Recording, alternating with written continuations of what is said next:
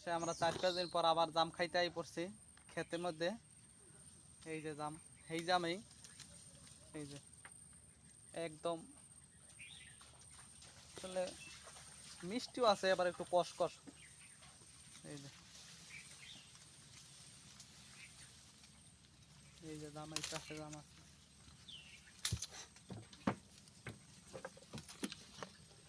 খাও তো।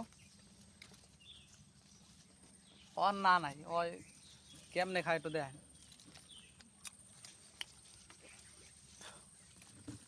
আর আমার 2-3টে খাইছে, এতে মুখে কষ আটকে বসে। কি লবণ হয় না সব জায়গায় এই যে জাম।